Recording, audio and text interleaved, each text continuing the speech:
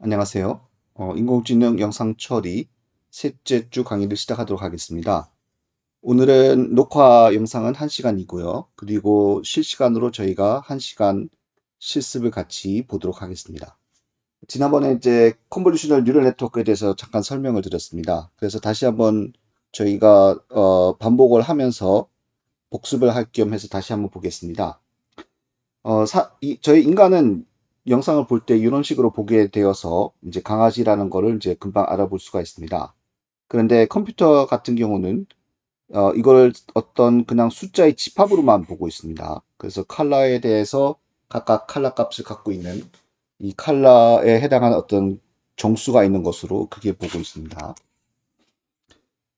그리고 이제 저희가 이제 필터를 이제 이런 필터도 사실은 어떤 값으로 이렇게 표현할 수가 있는 것이죠. 이렇게 이 검은색 부분이 30이라고 했을 때 지금 보통은 0을 갖다가 검은색이라고 하는데 이 그림에서는 아마 지면에 검은색을 너무 많이 없게 하기 위해서 거꾸로 지금 표현했습니다. 그래서 이런 그 컨볼루션 필터가 있다고 쳤을 때 이 필터를 가지고 저희가 이제 어떤 영상에다가 이 필터를 적용을 하면서 컨볼루션을 하게 되면은 필터가 예를 들어서 이 영역에 이렇게 겹쳐지게 되면요. 이제 영상의 이 그 마우스의 이 엉덩이 부분과 필터의 이러한 필터가 서로 내적이 되게 되면은 겹쳐지는 부분을 곱하게 되면은 여기서 30 곱하기 50, 50 곱하기 30, 그 다음에 뭐 여기도 이제 50 곱하기 30, 20 곱하기 30, 뭐 이렇게 해서 계산이 되겠죠. 그래서 굉장히 큰 숫자가 나오게 되죠. 왜냐면은 이 꼬리 부분과, 이 엉덩이 부분과 이 필터가 이제 비슷하게 생겼기 때문에 큰 숫자가 나오고요. 요 영역에다가 아까 이 필터를 저희가 씌워서 계산하게 되면은 이제 겹치는 부분이 없어가지고 0이라는 아주 작은 값이 나오게 됩니다. 그래서 이 필터는 영상에 저희가 이제 컨볼루션을 하게 되면은 이 필터랑 비슷한 부분을 찾게 된다라는 것을 지난번에 제가 봤었습니다. 자, 그러면 이제 멀티 채널 같은 경우는 이제 칼라 같은 경우는 이 R과 또 G랑 B 이렇게 세 개의 채널로 이루어져 있습니다. 그래서 이 필터가 더 이상 하나의 이제 2차원이 아니고 이렇게 각 채널별로 이게 채널별로 이러한 거랑 겹치게 됩니다. 그래서 이렇게 겹치게 돼 가지고요. 그래서 요 필터 값과 요 뒤에 있는 이 빨간 채널에 있는 값, 요 필터에 대해서는 요 초록색 채널과 겹치는 값, 요 필터에 대해서는 요 파란색 채널과 겹치는 값, 이렇게 해서 이 각각 곱해지게 되고요. 그래서 여기서도 이제 이렇게 각각 곱해지게 되고요. 이렇게 다 곱해져서 이 곱, 각각 곱해진 값들을 전부 더하기를 합니다. 전부 더하기를 하게 되면은 여기에 있는 요 하나의 값이 나오게 됩니다. 요 하나의 값이 나오게 되고, 그 다음에 필터가 이제 옆으로 한 픽셀 움직이게 됩니다. 그러면 또 겹치는 부분에서는 곱하기가 일어나고 그 각각 곱하기가 된 이 모든 값을 다 합쳐서 저희가 이제 여기에 있는 하나의 값이 결정됩니다. 네, 그래서 이렇게 좀 이렇게 3차원적으로 겹친 부분을 에 대해서 각각 제가 내적을 해가지고 요 픽셀 요 한 개의 값이 결정이 됩니다. 예. 그런 다음에 이제 제가 이제 새로운 필터, 다른 필터를 이제 이렇게 보게 되면요. 이 필터도 보면은 개수가 다 다릅니다. 여기에는 값과 여기는 값과 여기는 값이 다르고요. 여기는 값과 여기는 값이 다르고 여기는 값과 여기는 값이 다르고. 그래서 각각 다 다른 값을 갖고 있는 물론 같은 값이 있을 수도 있겠죠. 같은 값이 있을 수도 있는데 이제 일반적으로는 이제 그 위치마다 다 다른 값을 갖고 있는 이런 3차원 필터가 되고요. 이 3차원 필터를 제가 이렇게 씌우게 되면은 이번에는 내적된 값이 이 두 번째 채널의 이 위치에서의 값이 되고요. 그 다음에 한 픽셀만큼 움직이면은 이렇게 또 겹쳐지는 부분을 내적한 값이 이 두 번째 픽셀의 값이 되고, 이 슬라이딩을 하면서 쭉 슬라이딩을 하게 되면 요 초록색 그런 채널이 이제 얻어지게 되겠죠. 그리고 또 다른 필터를 저희가 세 번째 필터를 씌우게 되면 마찬가지로 제가 이런 채널을 이제 얻을 수가 있게 됩니다. 예, 그래서 이제 어 이 필터를 각각 이제 이렇게 세 개였는데요. 이거를 제가 이제 그 논문에서도 보면은 이런 박스 형태로 주로 그립니다. 그래서 이 박스 형태를 그리고 요거는 길이가 3이다. 이제 그렇게 얘기할 수가 있는 거죠. 예, 입력 영상 같은 경우는 이 채널이 세 개 채널로 되어 있기 때문에 RGB 세 개의 채널로 되어 있기 때문에 저희가 이 필터도 깊이가 3인 이런 필터를 저희가 씌우게 됩니다. 그래서 이런 필터 그런데 그래서 이런 필터에 대해서는 저희가 이제 요 값을 얻었고, 요 필터에 대해서는 요 채널을 얻었고, 요 필터에 대해서는 요 채널을 얻었습니다. 그래서 여기서는 세 개의 채널을 얻었는데요. 만약에 필터가 하나 더 있어가지고, 만약에 필터 하나가 더 있어가지고, 요거까지 채웠다. 그러면은 이 경우는 요 아웃풋 채널은 이 네 개가 되는 거죠. 만약에 필터가 또 하나 있어가지고 또 있었다. 그러면은 이 아웃풋은 이 채널이 이 사이즈가 5가 되는 겁니다. 그래서 이 아웃푸트의 그 채널의 개수가 몇 개냐 하는 것은 요 필터의 개수가 몇 개냐랑 일치를 하게 됩니다. 그래서 만약에 저희가 50개의 필터를 쓰게 되면은 50개의 채널이 이제 이렇게 되는 겁니다. 네. 자, 그렇게 됐을 때 만약에 이제 두 번째 레이어에서는 50 채널이 나왔다. 50 채널이 나왔다. 그렇게 되었을 때 이 다음번 컨볼루션 할 때는 어떻게 되냐면요. 이 다음번 컨볼루션 할 때는 이 필터가 요렇게 생긴 필터가, 요렇게 생긴 요런 필터가 이제 있어가지고, 요렇게 되는 겁니다. 그래서 이 필터 사이즈 자체가 또 50개의 깊이를 갖고 있고요. 요렇게 돼 있어서. 그래서 겹치는 부분이 여기, 그 다음에 이 50개마다 다 이렇게 겹치는 부분에서는 전부 다 곱하기가 일어나서 이 값들을 전부 더한 값이 이 다음번 레이어에서의 어떤 그 채널의 요 하나의 값이 됩니다. 요 하나의 값이 됩니다.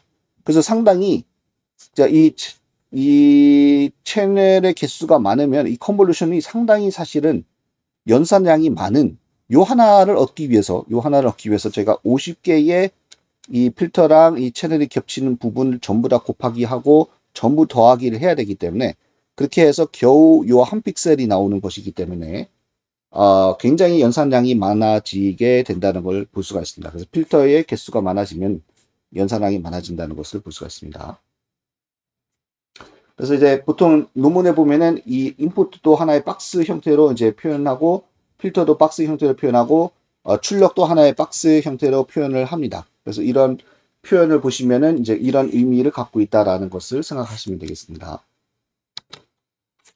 예, 다시 이제 이 그림은 저 유튜브에서 갖고 왔는데요. 이 필터를 이제 지금 이 인풋을 지금 눕혔습니다.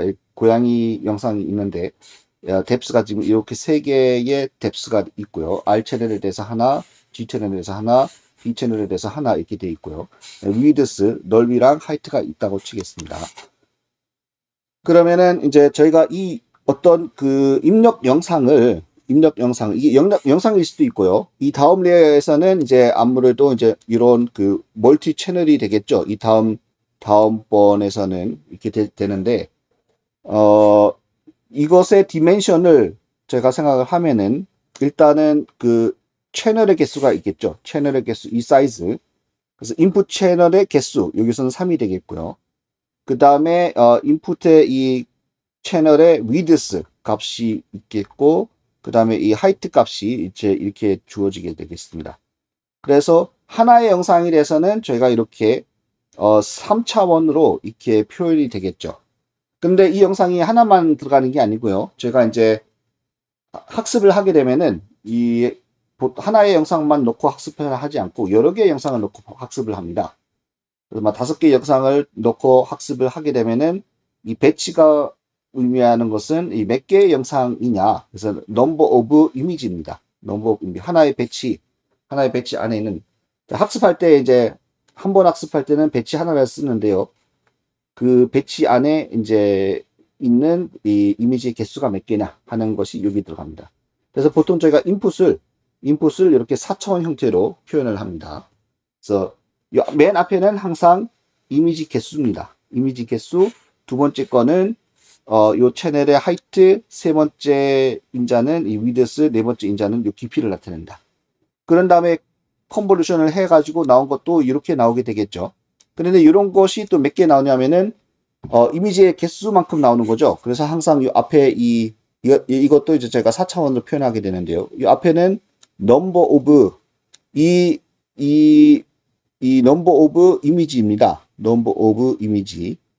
왜냐면은 저희가 여기서 만약에 50개의 이미지를 입력으로 넣었다면은요. 이 컨볼루션을 하더라도 요런 박스 형태가 50개가 나옵니다. 영상 하나에 대해서 이런 박스가 하나씩 나오니까 이게 50개이면은 이런 박스가 50개가 나옵니다. 그래서 이 앞에 있는 이 배치 넘버는 변함이 없고요. 변함이 없는데 그 다음에 두 번째 이 하이트는 이 컨볼루션 한 요 결과 이거의 하이트가 되겠고요. 이 위드스는 요 위드스가 되겠습니다.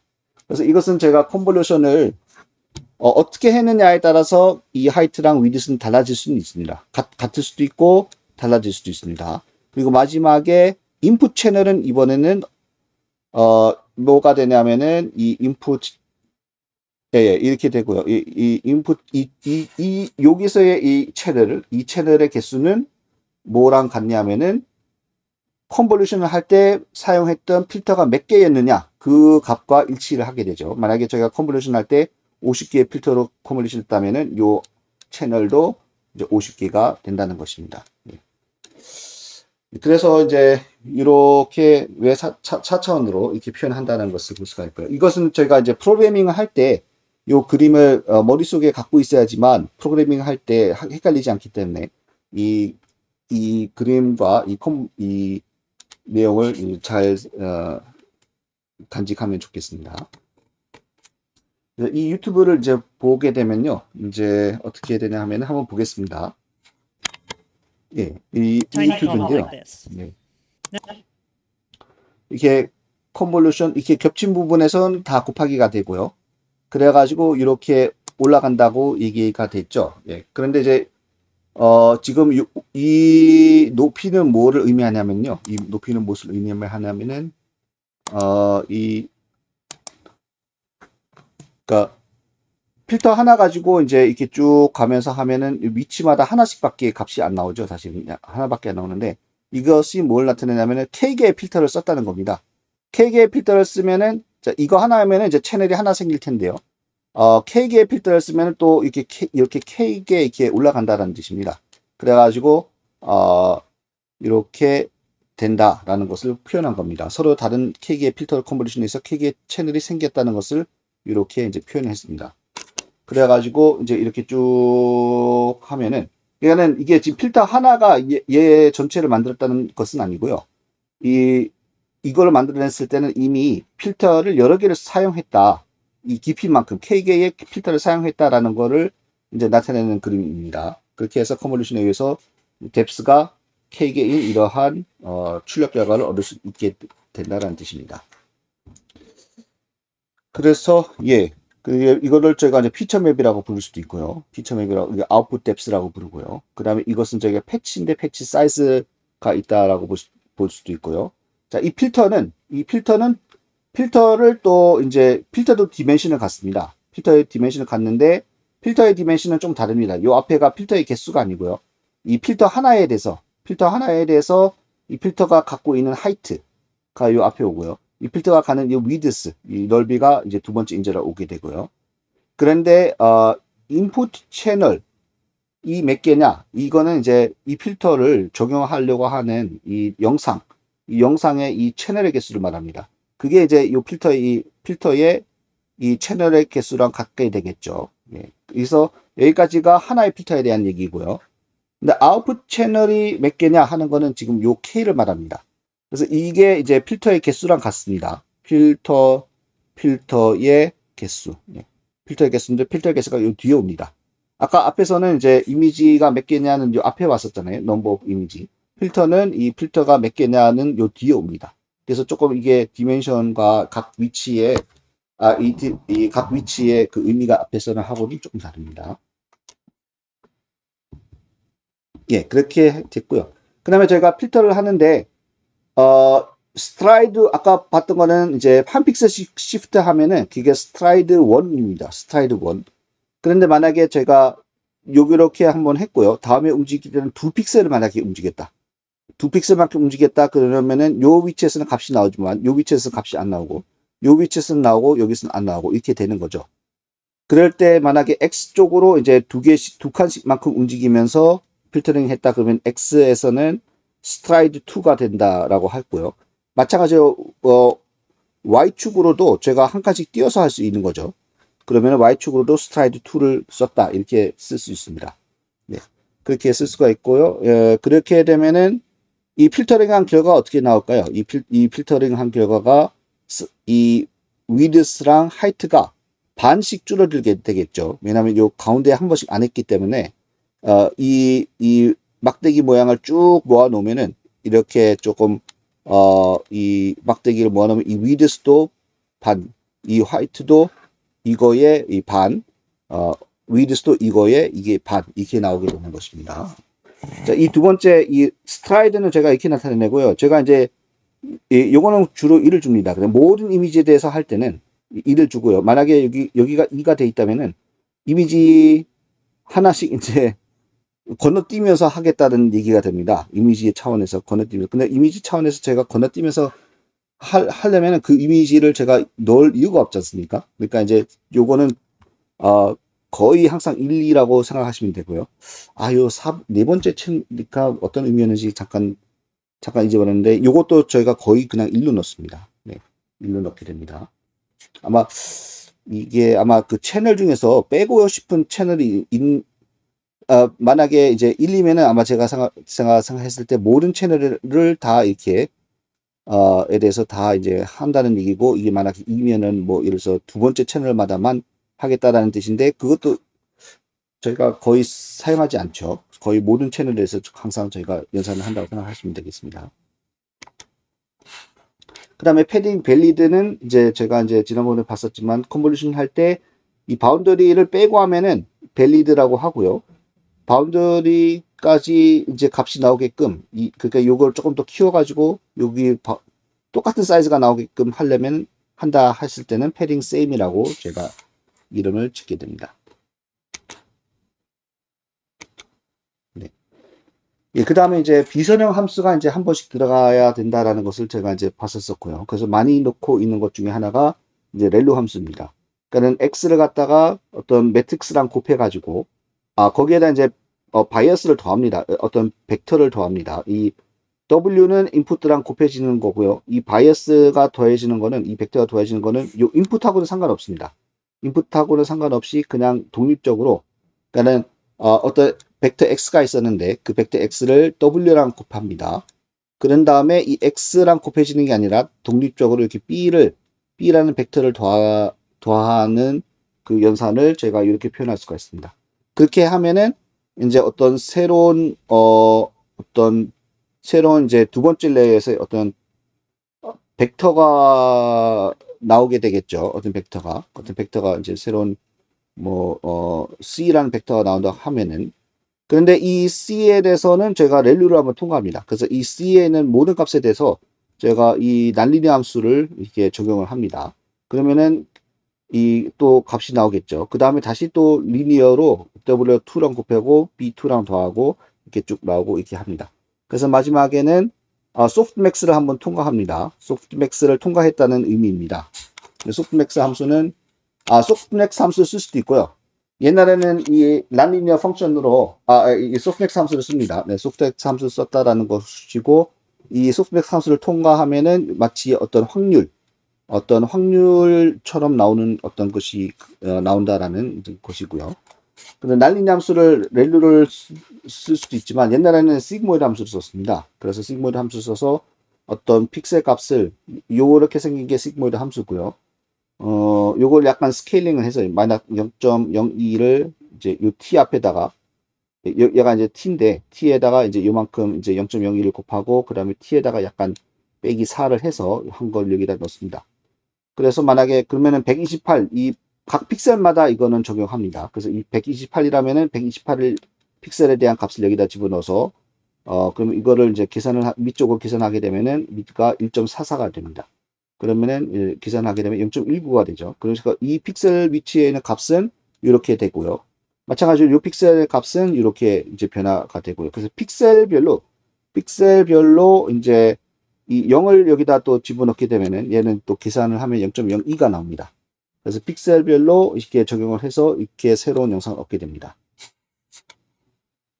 그래서 이 영상에서는 조금 어떤 0에서 255까지 어떤 차이가 좀 컸었는데 여기 시그모이드를 통과하게 되면은 이제 0과 시그모이드 함수 자체가 0과 1 사이에 출력밖에 갖지 못합니다. 그래서 요 모든 값들이 0과 1 사이에 있는 거를 저희가 볼 수 있고요. 이제 아주 컸던 값들도 그 어떤 예, 이런 모양들을 볼 수가 있습니다. 네, 그래서 바운드리까지 저희가 포함해서 이제 한다 그러면 여기 바운드리도 값을 얻을 수가 있고요. 그 다음에 이제 풀링이라는 연산을 또 취할 수 있습니다. 제가 이제 난리니 함수를 통과를 시킨 다음에 또 풀링이라는 것을 또 통과시키게 되는데요. 풀링은 뭐냐면은 예를 들어서 이제 2x2 풀링이다. 2x2 풀링이다. 그러면은 요 2x2 요 영역에서 최대값을 맥스 풀링 같은 경우는 맥스 풀링을 하게 되면은 풀링이라는 것을 뽑아낸다는 뜻이죠. 그래서 요 2x2 영역에서 맥스 최대값을 뽑아내겠다가 돼서 요 0.19가 최대값이니까 0.19를 뽑아내고요. 그 다음에는 이제 컨볼루션하고 다르게 컨볼루션에서는 저희가 이제 하나 이렇게 슬라이딩해서 이 다음에 여기서 이제 이렇게 하지 않습니까? 근데 풀링에서는 이 겹치지 않게 이 다음에는 요 겹치지 않은 이 2x2 영역 이 2x2 영역에서 스플링을 이제 하게 돼 가지고 최대값을 또 뽑아냅니다. 그럼 또 0.19가 최대값이니까 0.19가 나오고요. 그 다음에 또 이제 여기서 이제 최대값을 뽑아서 0.75가 나오고 여기서 최대값을 뽑으면 또 0.02가 나오게 됩니다. 그렇게 하게 되면은 2x2에 대해서 값을 하나씩 뽑아내면은 원래 이렇게 4였던 사이즈가 반으로 줄어들어서 2가 되게 됩니다. 풀링을 하게 되면은 명상의 이 스페셜 사이즈가 이제 보통 줄어들게 되는 거죠. 자, 그럼 이제 풀링의 효과에 대해서 한번 보게 되면요. 만약에 이렇게 생긴 영상이 있었고, 이렇게 생긴 영상이 있었다. 그 다음에 이 영상에 대해서 제가 난리니어를 한번 통과시켰죠. 난리니어를 한번 통과시키고, 이 영상에 대해서 저희가 난리니어를 한번 통과시키고, 그 다음에 이제 또 맥스 풀링을 한번 또 통과시키고, 그 다음에 이 영상에 대해서 또 맥스풀 한번 통과시키고 그렇게 되면은 같은 영상이 나오게 된다는 거죠. 이렇게 이거 한번 계산해 보시면은 이것과에 대해서 하게 되면 난리니어와 맥스풀 통과하면 같은 이런 영상이 나옵니다. 그렇다는 것은 이런 영상에 대해서 나중에 출력 결과가 똑같이 나온다는 얘기죠. 출력 결과가 똑같이 나와. 그러니까 이런 영상에 대해서 이건 턱이다 라고 이렇게 판정이 되면은 이런 영상에 대해서 이것도 턱이다 라고 판정이 된다는 겁니다. 그래서 이제 이게 이제 좋은 점은 뭐가 있는가 하면요. 이 턱이 만약에 저기 사람이 이 턱이 있는데 턱을 약간 살짝 움직였다고 해서 턱이 아니다라고 판정을 하면은 그것도 좀 문제가 있을 수 있죠. 그런데 이렇게 생긴 턱이나 좀 비슷하게 생긴 턱이나 다 턱이라고 어느 정도 어떤 움직임이라든지 작은 변화에 대해서는 인베리언트한 작은 변화에 대해서는 약간 조금 너무 그 어떤 결과값이 달라지지 않게끔 하는 그런 효과를 볼 수 있다는 것이죠. 저희가 뭐 사람이 약간 움직였다고 해서 사람이 갑자기 이제 뭐 돼지가 되거나 돼지가 사람이 되거나 이렇게 하면은 그 시스템도 이제 굉장히 불안정하죠. 그런데 이제 맥스풀은 이제 그러한 어떤 그 시스템의 이제 불안전한 부분을 조금 안정화시키는 그런 역할을 한다라고 또 생각할 수 있습니다. 물론 이제 다른 역할도 있습니다만은 이제 간단하게 생각하면 그렇게 생각할 수 있습니다. 그래서 이제 저희가 이제 컨볼루션 뉴럴 네트워크가 스트럭처를 보게 되면은 영상이 하나 들어가고요. 그 영상 하나 들어가 나오면은 이제 컨볼루션을 한번 하고 그 다음에 난리니어 함수를 한번 적용을 하고 그 다음에 풀링을 한번 하고요. 여기서 왜 맥스 풀링이 아니냐 하면은 이제 맥스 풀링 말고 다른 풀링도 있습니다. 이제 그게 4개의 점에 대해서 최대값을 뽑아낼 수도 있는데요. 이게 최대값이 아니라 이 평균을 해서 이 다음 값으로 이렇게 4개를 평균해서 하나의 값을 뽑아내는 그런 걸 할 수도 있습니다. 그래서 에브리지 풀링 할 수도 있고요. 이제 다양한 풀링을 제가 적용할 수가 있습니다. 이렇게 해서 통과하게 되면은 아무래도 이 페이셜 사이즈가 조금 작아졌죠. 근데 채널의 개수는 좀 늘어났을 수도 있겠죠. 그런 다음에 이거에 대해서 다시 또 컨볼루션하고 또 난리 함수를 통과시키고 풀링을 하고 그러면 또 다시 어떤 결과가 이렇게 여기서 나오게 되겠죠. 그걸 다시 입력으로 해서 또 컨볼루션, 렐루, 풀링 이걸 계속 반복하는 게 컨볼루셔널 뉴럴 네트워크의 일반적인 스트럭처입니다. 그렇게 해서 이제 마지막에는 이렇게 이제 이러한 그 박스가 나오게 되면은 풀리 커넥트를 이제 하게 됩니다. 그래서 이 풀리 커넥트는 뭐냐면은 요 한 점에 대해서 여기에는 모든 점을 다 이거랑 연결하는 그런 네트워크를 하나 만든다는 겁니다. 그래서 여기에 있는 모든 점들을 또 요 두 번째랑 이렇게 또 연결하는 이런 네트워크 만들고 또 이렇게 이런 커넥션을 주는. 그러니까 어떻게 보면은 이, 이 박스처럼 생겼던 거를 쭉 펴서 하나의 긴 1차원으로 만들고요. 여기는 점은 여기 점, 여기.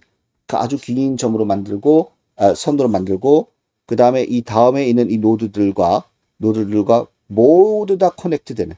그래서 풀리 커넥트라는 이제 얘기를 합니다. 이런 거를 이제 하게 됩니다. 그래서 풀리 커넥트는 엄청나게 양이 사실 많죠. 이 컨볼루션은 같은 필터가 조금 움직이면서 이 컨볼루션도 여전히 많지만 이 풀리 커넥트는 굉장히 많은 점을 모두 다 연결시키는 그 작업이기 때문에 여기서 파라미터가 여기에 이제 커넥션이 많아지죠. 커넥션의 개수만큼 저희가 파라미터가 있는 거죠. 이 커넥션 하나당 어떤 웨이트가 있으니까요. 이 웨이트가 파라미터지 않습니까? 그래서 그 웨이트의 개수만큼 파라미터가 많아져서 파라미터를 많이 잡아먹는 게 요 풀리 커넥트 레이어입니다. 그래서 이제 이렇게 해서 이제 만약에 저희가 저 풀리 커넥트를 여러 번 할 수 있죠. 또 요렇게 보내가지고 여기서는 만약에 노드가 4개다. 요거는 이제 플라워에 해당하는 거고, 이 노드는 이제 컵에 해당하는 거고, 요 노드는 카에 해당하는 거고, 노드는 트리에 해당하는 거다. 이렇게 나와서 어느 쪽에서 큰 값이 나오냐.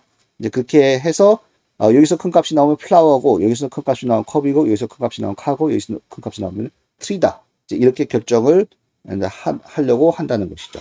컨볼루션 뉴럴 네트워크에서요. 예, 그렇게 이렇게 볼 수도 있고요. 그래서 이제 조금 더 3차원적으로 이제 그림 거를 보면은 이제 이렇게 해서 어떤 저희가 이제 어떤 필터를 적용하는데 이 필터랑 컨볼루션 쭉 한 게 이런 식으로 나왔고요. 여기서 보면 이제 어떤 모양이 비슷하게 보이죠. 이 필터는 좀 하얀색을 찾아내는 필터가 되겠죠. 하얀색이 어디냐. 그러면 이런 데를 좀 잘 찾아내겠죠. 큰 값을 나오겠죠. 왜냐면 얘가 하얀색이기 때문에 이거랑 비슷하게 생긴 부분에서 큰 값을 낼 테니까 이런 데서 이제 큰 값이 나오게 되는 거고요. 그리고 이제 이 검은색 부분에서는 얘가 조금 작은 값을 내게 되겠죠. 비슷하지가 않으니까요. 그 다음에 이제 요런 필터가 또 있을 수 있죠. 이런 필터랑 또 컨볼루션 했을 때는 이렇게 요 뒤쪽에 이 두 번째 이제 채널이 나올 수도 있는 거죠. 얘는 이제 어떤 선을 갖다가 찾으려고 하는 필터고, 그러면 이제 선이 있는 데서 어떤 큰 값이 나오고, 선이 없는 데서는 이렇게 검은색으로 나오는 이런 채널을 만들 수가 있겠죠. 그 다음에 풀링하면은 이렇게 사이즈가 작아지지만 채널의 개수는 변하지 않고요. 채널은 똑같고. 근데 또 컨볼루션 하게 되면은 이제 저 필터를 이제 몇 개 썼느냐에 따라서 이제 채널이 다시 달라질 수가 있는 거죠. 그래서 마지막에는 이렇게 전부 다 커넥션 하는 그런 형태가 되겠습니다. 이때 이제 CNS에서 쓰고 있는 이 필터는 이제 저희가 이게 수동적으로 주는 것이 아니라 백프로퍼게이션이라고 하는 방법에 의해서 자동으로 찾습니다. 그래서 이 백프로퍼게이션에서 찾아진 그래서 레이어 1의 필터를 봤더니 뭐 이런 식으로 생겼더라 라는 거를 이제 비주얼라이제이션 한 어떤 결과가 있습니다. 그래서 각각이 뭔가 이렇게 찾으려고 하는 어떤 그 엘리멘트가 이렇게 독특하게 이렇게 있더라라는 거를 이제 확인할 수가 있었습니다. 네, 이 다음 시간에 경사하강법에 대해서 보도록 하겠습니다. 네, 딥러닝의 학습 방법에 대해서 보고자 합니다. 딥러닝의 학습 방법은 백프로퍼게이션을 쓰고 있는데요. 백프로퍼게이션의 가장 간단하게 쓸 수 있는 방법 중에 하나가 경사하강법입니다. 그래서 경사하강법은 언제 쓰는 어떤 테크닉인가 하면은 어떤 함수가 있는데요. 어떤 함수가 P에 의존을 할 때 이 함수 L의 값을 줄이려면은 P의 값이 어떻게 변해야 되는지 그것을 찾을 때 쓸 수 있는 이제 방법이 경사하건법입니다. 그래서 이 L은 하나의 값이 되고요. 하나의 스칼라 값이 되고, 이 그러니까 이 함수는 출력 값으로 하나의 스칼라 값을 출력을 하게 되는데, 이 함수가 디펜던트 하는 이 P라는 변수는 스칼라일 수도 있고, 벡터일 수도 있고, 행렬이 될 수도 있습니다. 일단은 P가 그냥 1차원 하나의 그냥 스칼라 값일 때를 한번 보도록 하겠습니다. 이 뉴턴 방법이라고 볼 수도 있는데요. 이 L이라는 함수가 이렇게 생겼다고 이제 치겠습니다. 포물섬인데 이 포물섬의 이 최저점이 어딘가를 제가 찾으려고 합니다. 물론 이제 제가 이제 포물섬의 식을 알면은 이 최저점이 어딘지 정확하게 알 수가 있죠. 근데 가정은 저희가 이 L을 어떻게 생기는지 저희가 모른다라는 가정입니다. 그러니까 이렇게 그린 것은 그냥 어떤 예시를 들기 위해서 그림을 그린 거고요. 실제로 저희는 이 L이 어떻게 생기는지를 모릅니다. 모르는 상태인데 저희가 알고 있는 것은 이 P0라는 점에서 이제 값을 저희가 알 수 있습니다. 이 P0라는 점에서의 이 L 값을 저희가 알 수 있고요. 그 다음에 그때의 기울기를 저희가 안다고 가정을 하겠습니다. 자, 그러면은 이 L의 P에 대한 이제 미분 값이 바로 요 기울기가 되겠죠. 그 P0에서의. 이 기울기를 구해봤더니 여기서 기울기를 구하면 여기서 양수가 나오겠죠. 그럼 양수가 이 기울기가 저희한테 주는 정보가 어떤 정보냐? 이 플러스라는 것은 저희한테 어떤 정보를 주느냐? 플러스라는 것은 왜 플러스냐면은 플러스로 움직이면은 이 L 값이 커진다라는 그런 의미를 담고 있는 거죠. 이 기울기의 방향으로 움직이면 L 값이 커지게 됩니다. 반대로 이 기울기의 반대 방향으로 가게 되면은 L 값이 작아진다. 이런 그 정보를 저희한테 주는 거죠. 그래서 이 기울기에 어떤 그 플러스냐 마이너스냐는 저희한테 어떤 방향을 알려줍니다. 방향을 알려줘서 어느 쪽으로 내가 움직여야 되는지, 왼쪽으로 움직여야 이게 줄어드는지, 오른쪽으로 움직여야지 L이 작아지는지. 요 점에서의 만약 기울기를 저희가 구했는데 이때는 마이너스가 나오게 되는 거죠. 마이너스가 나오게 되면 이 의미는 오른쪽으로 움직여야지만 L 값이 작아진다. 이제 그런 의미가 된다는 뜻입니다. 그렇기 때문에 저희가 이제 이 기울기에 항상 마이너스 방향으로 이 플러스일 때는 마이너스 방향으로 마이너스일 때는 플러스 방향으로 움직이려고 하기 때문에 여기서 마이너스를 붙게 되는 것입니다. 그래서 저희가 만약에 이제 P0에서 기울기가 나오는데 그 기울기에 이제 마이너스 물론 알파배를 합니다. 이 알파배는 주로 제가 작은 상수를 주게 되는데요. 이 알파가 크면은 좀 많이 움직이게 되겠죠. 알파가 작으면 조금 움직이게 됩니다. 그래서 너무 크게 움직이면은 저희가 이 점을 지나칠 수가 있습니다. 이 최저점이 여기 있는데 지나칠 수가 있고요. 너무 작게씩 움직이면은 이 최저점까지 도달하는 시간이 오래 걸리는 거죠. 그래서 이 알파를 값을 적당하게 이제 잘 줘야 되는 게 하나의 중요한 이슈가 되고요. 이 알파를 이제 머신러닝의 경우에서는 러닝 레이트라고 부릅니다. 그래서 이 알파를 제가 하이퍼 파라미터 중에 하나다. 제가 이제 그러니까 하이퍼 파라미터라는 것은 이 파라미터가 네트워크 파라미터는 아니고 네트워크 파라미터를 말하는 것은 아니고 그렇지만은 저희가 결정을 해야 되는 어떤 네트워크 파라미터가 아닌 이 다른 파라미터라는 것을 이제 뜻할 때 하이퍼 파라미터라고 씁니다. 그러면 저희가 P0에서 이제 적당한 알파 값을 줘가지고 이제 움직였을 때 업데이트가 되겠죠. 이 P 값이 업데이트가 해서 P1으로 오게 되겠죠. 그때의 L은 이제 조금 줄어든 상태가 되는 것이죠. 여기서 다시 저희가 기울기를 구해봤더니 여전히 이제 플러스가 나옵니다. 그 얘기는 계속해서 오른쪽으로 움직여야 된다는 얘기죠. 그렇게 해서 이제 또 움직여서 여기 왔을 때 아직도 플러스고, 그러면 또 움직이고, 플러스고, 움직이고, 그렇게 해서 이제 요 점에 도달하면 기울기 값이 제로가 되기 때문에 요 점에서는 더 이상 움직이지 않는다. 그래서 이 더 이상 움직이지 않게 된 요 점이 이 L의 그 최소점이 된다라고 이제 그렇게 이제 생각을 하고 싶은 것이죠. 다만 이게 최저점을 찾아갈 수 있는 거는 컨벡스일 때는 이 함수가 이렇게 생겨가지고 최저점이 딱 하나 있는 이런 그 컨벡스 함수일 경우는 컨벡스라는 거는 이제 이렇게 볼록하게 생겼다는 겁니다. 그래서 이제 이럴 때는 저희가 정확하게 최저점을 향해서 이 방법에 의해서 정확하게 그레디언트 데센트에 의해서 정확하게 최저점을 찾을 수가 있는데요. 만약에 이렇게 생기게 되는 함수 같은 경우에는 여기서 시작하면 여기에 도달하게 되겠죠. 그래서 그 완전한 최소점이 아니고 지역적인 최소점, 로컬 이제 미니멈에 이렇게 도달하게 되는 거죠. 그래서 로컬 미니멈에 빠진다라는 얘기를 많이 합니다. 그래서 어디에서 시작하느냐 하는 것도 굉장히 중요한 이슈다. 이런 얘기를 합니다.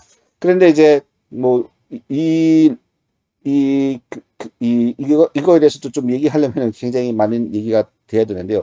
옛날에는 로삼수가 이렇게 생기지 않았을까? 그래서 로컬에 빠지지 않게 해야 된다. 이렇게 생각을 했었는데, 이제 많은 연구 결과를 보니까 이렇게는 안 나오고, 뭐, 이렇게 나오더라. 뭐, 이런 그 연구 결과가 있습니다. 그래서 이제 이게 딥러닝이 잘 되는 이유가, 미니마이즈가 잘 돼서 최소점에 잘 도달할 수 있는 이유가 뭐냐면은, 이렇게 복잡하게 생기지 않고, 뭐, 이렇게 생겼다는 거죠. 그래서 로컬 미니멈에 빠져도 괜찮다. 그래서 여기도 이제 충분히 작은 점이다. 여기에 빠져도 괜찮고, 여기 빠져도 괜찮다. 이제 그러한 여러 가지 얘기가 있습니다. 2차원인 경우에는 P가 만약 2차원이라는 것은 이제 이 로함수를 어떤 벡터에 대해서 미분하게 되는 거죠. 그래서 이 벡터 P가 만약에 이제 X랑 Y 좌표를 갖고 있는 이 벡터 P가 이제 P1도 있고 이제 P2도 있다라고 하면 이쪽이 P1 방향이고 이쪽이 P2 방향이라고 했을 때 그러면은 이제 벡터에 대해서 미분을 하게 되면은 이 어떤 값을 갖다가 벡터에 대해서 미분을 하게 되면요. n차원 벡터로 미분하게 되면 이 L을 이제 첫 번째 이 축으로 이쪽에 이제에 대한 미분, 이 L의 이 P2에 대한 미분, L의 P3에 대한 미분, L의 Pn에 대한 미분 이렇게 돼가지고 n차원 벡터에 대해서 미분을 하게 되면은 이 그라덴 값도 n차원이 된다는 뜻입니다. 그래서 수학적으로도 저희가 이제 만약에 L을 제가 수학적으로 이렇게 표현을 할 수가 있고 P1, P2에 대해서 미분을 하려고 하면은 L의 P1에 대한 미분이 요 첫 번째 값이 되고요. L의 P2에 대한 미분이 이렇게 두 번째 값이 돼서 이거를 저희가 L의 이제 P에 대한 그라디언트 또 이렇게 표시할 수도 있고요. 이렇게 표시하기도 합니다. 벡터가 되는 거죠.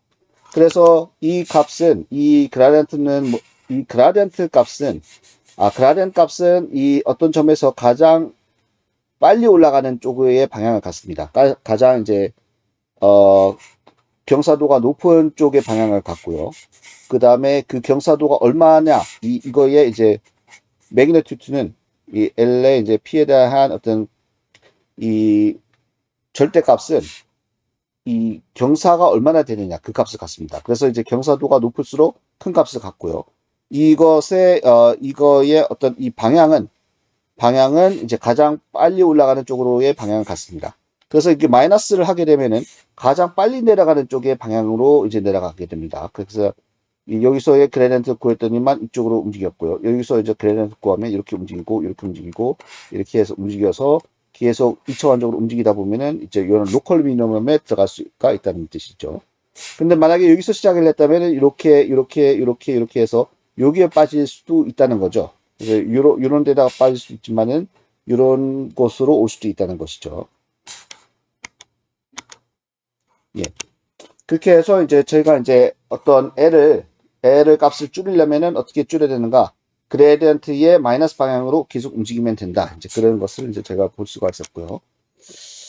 그러면 이제 실제 한번 이걸 가지고 이 그레디언트 데센트 가지고 어떤 모델의 파라미터를 구하는 것을 한번 해보겠습니다. 그래서 제가 이 아주 간단한 모델을 이제 세웠습니다. y는 ax 플러스 b로 이제 표현되는 모델이고요. 이 a가 하나의 파라미터고 b가 파라미터인데요. 저희가 이제 주어진 데이터는 이렇게 짝이 이제 있는 데이터라고 이제 치겠습니다. 그래서 x가 3이 들어갔을 때는 y true는 7이 돼야 되고요. x가 1이 되는 경우는 y true는 3이 돼야 되고 x가 5인 경우에는 y가 11이 돼야 되고 이렇게 이러한 관계식을 갖는 그런 모델이 되기를 원하는 것이죠. 자, 이런 관계식이 만족하도록 하는 그 모델이 되려면은 A 값과 B 값이 어떻게 결정이 돼야 되는가 그것을 찾으려고 합니다. 근데 처음에는 저희가 A랑 B 값을 잘 모르기 때문에 처음에는 저희가 A, 이 관계식을 이제 사실 만족하는 거는 이제 이게 이제 참값이라고 하겠습니다. 이제 A가, Y가 이제 2X 플러스 1이면 요 관계식 이제 만족하죠. 이제 2 곱하기 3 플러스 1 하면은 이제 7이 나오고요. 그 다음에 2 곱하기 1, 플러스 1 하면은 이게 이제 3이 나오니까요. 정확하게는 이제 이 파라미터가 이제 참값 파라미터가 되고요. 이 파라미터를 이제 찾아갈 수 있는지 그거를 한번 보려고 합니다. 근데 처음에는 저희가 이제 A가 2가 되고 B가 1이 돼야 된다는 걸 모르니까 이제 임의로 3하고 2라고 줬습니다. 그래서 Y는 이제 3X 플러스 2라고 3X 플러스 2라고 이제 이렇게 처음에 파라미터를 이렇게 임의로 이렇게 줬습니다. Y는 3X 플러스 2. 그러면은 저희가 이제 3이라는 걸 집어넣게 되면은 원래는 7이 나와야 되는데 3을 여기다 집어넣게 되면은 이 값은 11이 나오게 되죠. 그러면은 이 Y 아웃풋은 현재의 파라미터가 3이고 파라미터가 2일 때에 이 아웃풋은 이제 11이 나오게 되는데 저희가 알고 있는 것은 요 데이터가 저희가 있으니까 저희가 알고 있는 것은 이 아웃풋이 지금 나와야 되는 아웃풋하고 차이가 있다는 것을 알 수가 있는 것이죠. 정답은 7이 돼야 되는데 지금 현재 아웃풋은 11이 나와서 어떤 차이가 있다라는 것을 알 수가 있습니다. 그럼 이 차이가 왜 생겼느냐 하면은 이 파라미터가 지금 이 파라미터가 틀리기 때문에 이 파라미터가 아직 제대로 구해진 파라미터가 아니고 지금 이 파라미터는 이렇게 생겼고 제가 구해야 되는 파라미터는 이렇기 때문에 이 파라미터의 차이로 인해서 현재의 아웃풋과 현재 저희가 원하는 아웃풋의 차이가 있다라는 것을 이제 볼 수가 있습니다. 자, 그러면 이제 저희가 이제 이 결국에 저의 문제는 뭐가 되냐면은 이 현재 아웃풋과 저희가 원하는 어떤 정답의 그 차이가 작아지도록 하는 그런 파라미터를 구하고 싶은 거죠. 작아지도록. 그래서 저기서 저희가 이제 아까 앞에서 봤던 그레디언트 데센트가 이제 그러한 이제 문제를 푸는 것이라고 했지 않습니까? 어떤 뭔가를 작아지도록 하는 파라미터를 구하는 문제가 이제 그레디언트 데센트인데 바로 이 문제가 그런 문제가 되는 것입니다. 그래서 저희가 뭐를 작아지게 하려고 하느냐? 이제 어떤 그 정답과 저희 현재 아웃풋의 차이를 뭔가 이 차이를 갖다 매저할 수 있는, 측정할 수 있는 어떤 도구가 있어야 되는 거죠. 그 차이가 난다는 것을 어떻게 측정할 수 있느냐? 그러면 그 측정 도구는 이제 여러 가지가 있을 수도 있는데요. 그 중에 하나가 뭐 예를 들어서 두 개의 빼기를 해서 그게 제곱하면은 이 차이가 클수록 이 값이 크고요. 이 차이가 이제 작을수록 이 값이 작아지게 되는 거죠. 그래서 이제 이 차이가 크면은 크고 차이가 작으면 작게 하는 어떤 그런 함수가 될 수가 있는 것이죠. 근데 저희는 이 차이가 작게 되기를 원하는 것이죠. 그래서 이런 함수를 저희가 로스 함수라고 부릅니다. 손실 함수라고 부르는데요. 손실 함수라고 부르는 이유는 일단은 뭐 머신러닝에서 이제 관습적으로 그렇게 썼기 때문에 그게 쓰는 거고요. 그러니까는 말하자면은 이 차이가 많이 나면은 손실이 많이 생긴다는 거죠. 뭔가가 제대로 어떤 그 아웃풋이 제대로 된 아웃풋, 제대로 된 예측 값이 안 나옴으로 인해서 예측을 잘했으면은 이득을 많이 볼 수 있었는데 예측이 틀리면은 이제 손해를 본다라는 그런 의미에서 이제 로스 함수라고 이렇게 이해할 수가 있습니다. 그래서 로스에 대한 매저라고도 부릅니다. 그러면은 저희가 차이를 줄이려고 하는 쪽으로 간다라는 것은 L이 작아지는 쪽으로 가려고 한다라는 것과 같은 얘기이고요. 결국에는 저희가 L이 작아지는 쪽으로 파라미터가 변하기를 바라는 거죠. 파라미터가 업데이트 되기를 원한다는 것입니다. 그러면 그 방법이 바로 그레디언트 데센트였죠. 그레디언트가 이제 이게 그레디언트 데센트 보면은 결국에 이 L이 작아지는 쪽으로 자꾸 P가 이 파라미터가 계속 변했던 거죠. 계속 업데이트가 돼가지고 결국에 여기 오면은 제대로 된 파라미터가 이제 P 10이거나 뭐 이렇게 제대로 된 이 파라미터를 찾고 싶은 겁니다. 그래서 이제 결국에 이제 저희가 아는 것은 이런 식을 써야 된다는 것은 제가 알고 있죠. 이 B 파라미터에 대해서는 제가 줄이려고 하면은 제대로 된 미니멈에 도달하는 그런 B를 찾으려면은 B에 대해서는 저희가 로스의 B에 대한 미분을 마이너스 방향으로 가야 되고요. 마찬가지로 A에 대해서도 시작은 여기 했지만 이 L의 A에 대한 이제 그레디언트의 마이너스 방향으로 움직여서 이렇게 가야 된다. 이제 그런 것들을 저희가 이제 알 수가 있습니다. 그러면 이제 한번 한 스텝을 한번 밟아보겠습니다. 그래서 Y 아웃풋은 원래는 3과 2라는 잘못된 파라미터를 갖고 있어서 11이 됐는데, 아, 그러면은 A에 대해서 이제 미분을 하면은, 이제 A에 대해서 미분을 하게 되면은 이렇게 되고요. 그 다음에, 그러면은 이제 2가 이제 앞으로 나오게 되겠죠. 2가 앞으로 나와서 이렇게 되고, 아, 이 뭔가가 죄송한데 여기 뭐가 빠졌네요. 여기에다가 이거는 A에 대한 함수가 아니지 않습니까? A에 대한 함수가 아니기 때문에 근데 Y 아웃풋은 A에 대한 함수가 되죠. Y는 A에 대한 함수가 됩니다. 이제 이거를 이제 미분하면은 요거를 이제 미분하면은 2가 이렇게 나오고요. 그다음에 Y 아웃풋에 이제 A에 대한 미분을 또 한번 해줘야 되는 거죠. 그러면은 그것은 이제 X가 나오게 되죠. X가. 그 미분 방정식에서의 체인 룰에 의해서 이제 나옵니다. 그래서 사실 백프로포게이션은 체인 룰을 갖다가 계속 적용하는 것이라고 생각하시면 됩니다. 그러면 이제 x의 현재 x 값이 얼마인가 하면은 제가 3에 대해서 하려고 하니까 3이 들어가면 되고요. 여기도 3이 들어가면 되고요. y2가 뭔지 저희가 원래 나와야 되는 참값이 뭔지 아니까 이렇게 계산이 다 됩니다. 그래서 24가 나오고요. 그러니까 a0는 원래는 이제 3이었는데 이제 만약에 또 알파를 0.01이라고 했다 그러면은 이제 이것은 이제 24고 24 곱하기 0.01 해서 곱하면은 이제 이렇게 돼가지고 2.976이 되고요. B1도 이제 이렇게 반대 방향으로 이렇게 움직이면은 B에 대해서도 이제 한번 이제 미분을 하게 되면은 이렇게 나오고요. 이렇게 나오고 여기도 죄송합니다. 식이 Y 아웃풋에 이거는 맞네요. 왜냐면 Y 아웃풋의 어떤 B에 대한 미분인데요. 이거 미분을 하면 1이 되지 않습니까? Y를 B에 대해서 어, 이게 이제 B에 대해서 미분하면은 여기는 B가 없으니까 제로가 되고요. B를 B에 대해서 미분하면은 이제 1이 되죠. 그래서 여기에 이제 1이 있어서 이렇게 되고 이렇게 해서 계산하면은 8이 나옵니다. 마이너스 방향으로요. 그러면은 B는 이제 마이너스 이만큼 해서 이렇게 되게 되는 거죠. 그래서 이제 이런 값이 나왔고요. 이것을 이제 A1이 이제 이렇게 되고 B1이 이렇게 돼서 이제 그 다음에 X가 3인 거를 한번 집어 넣어 보니까 10.9가 나옵니다.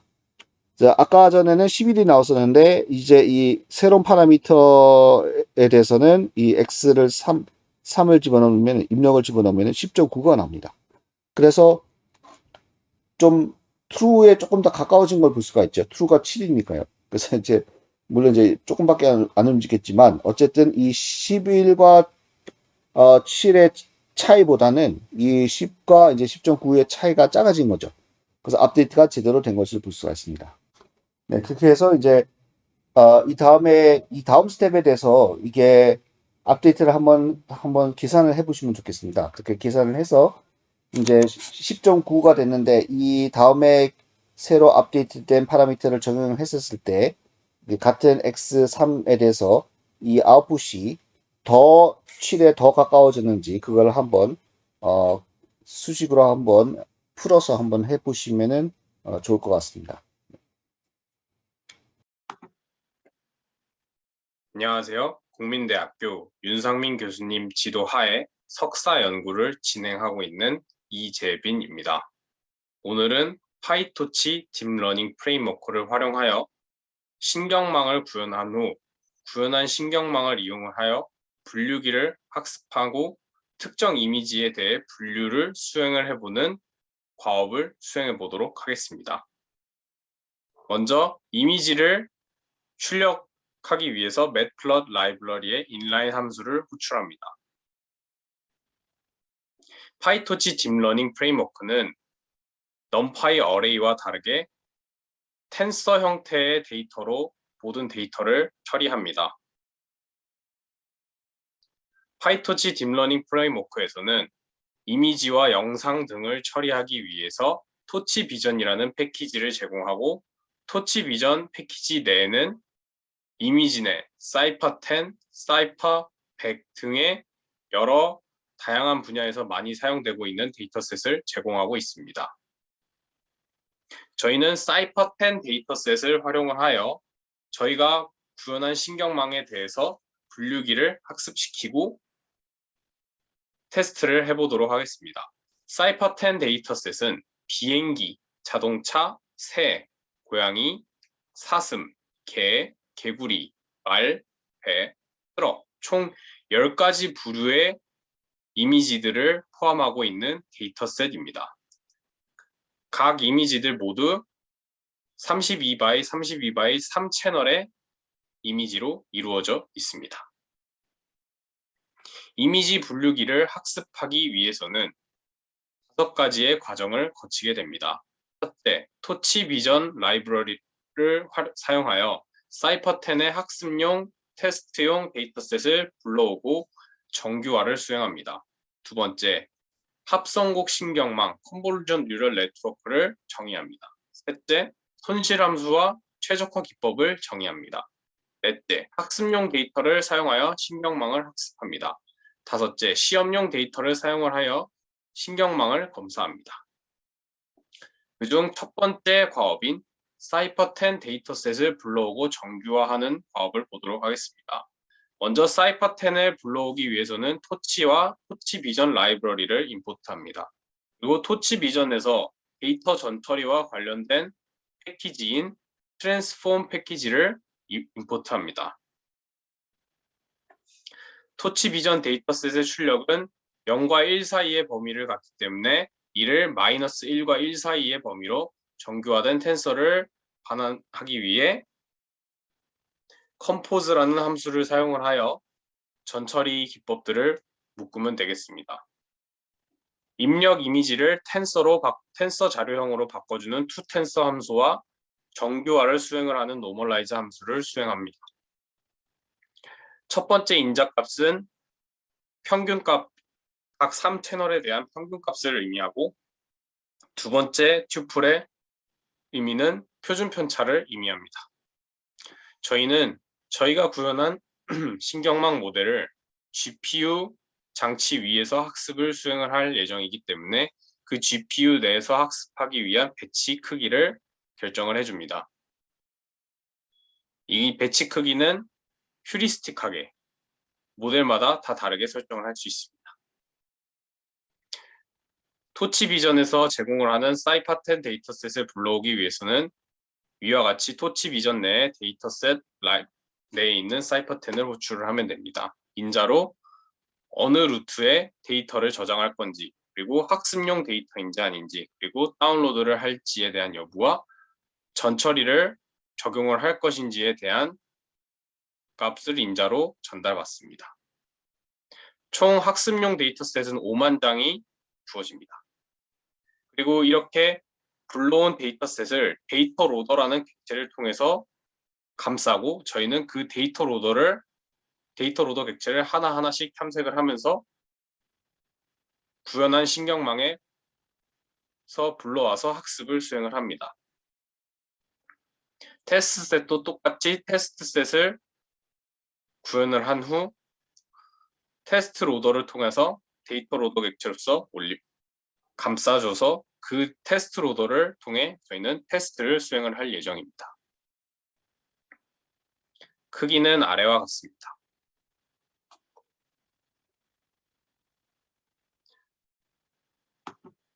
받은 다운로드 데이터는 저 같은 경우는 현재 디렉토리에 있는 데이터라는 폴더에 만들었기 때문에 이와 같이 데이터가 저장되어 있는 것을 확인할 수 있습니다.